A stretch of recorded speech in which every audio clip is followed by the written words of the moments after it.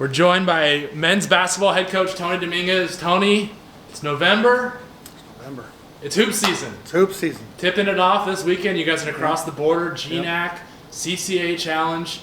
2 tough West Regional matchups against Cal Poly Humboldt, Cal State Dominguez Hills.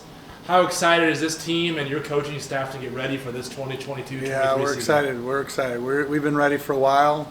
We got done with our exhibition season last Tuesday, so we've had some time, and guys are ready to go for sure. Synergy is a word that you've mentioned a lot in our conversations. This team's got chemistry, it's got synergy, it's got a really good vibe going right now with the way they're practicing, with the way they play those exhibition games.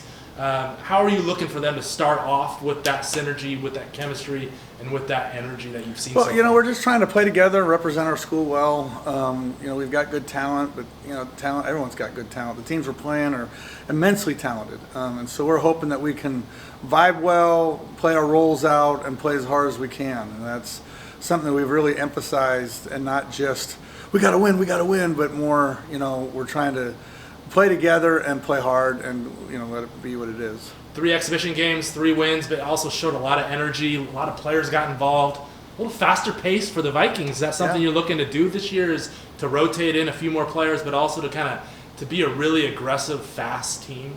Yeah, that's always been something we've tried to do, and we've historically averaged between 80 and 90 points a game.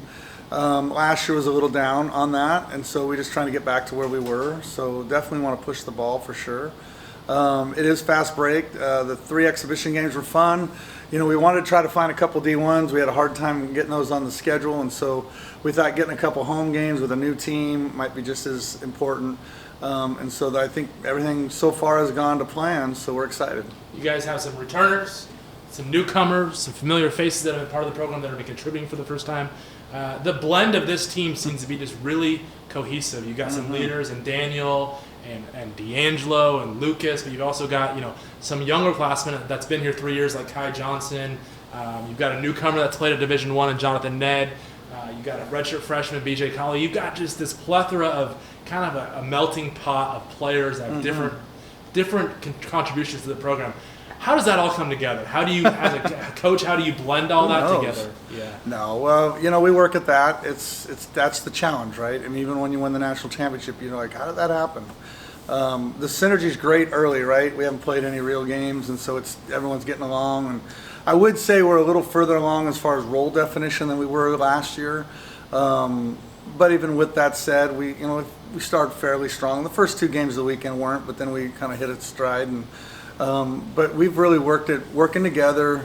We're always working on leadership. We're always working on trying to be better than just a basketball player. We're trying to be a complete student athlete, complete person, and so that's something we work on consistently.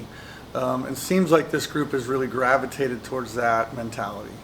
Tough schedule to start off. We talked about Cal Poly Humboldt, Cal State Dominguez Hills, Azusa Pacific, Concordia Irvine. You got a home game against Maine Fort Kent, and then you got to play the Point Loma. Right. You've built a tough non-conference schedule against West Region teams. Yeah. Talk about how important that's going to be. And those are right there, 5 of your first 7 games. They're really tough. But if you do well in it, it'll help you.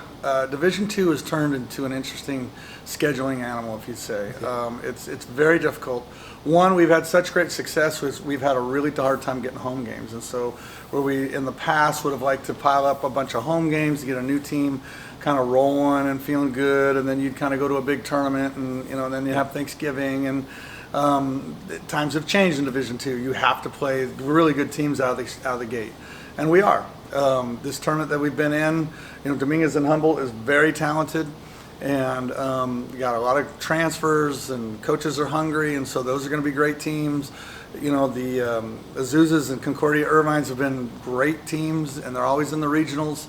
And then obviously Point Loma has started to make a name for himself the last 10 years and done a really good job in Division II. Division II is just a different beast since I've been here.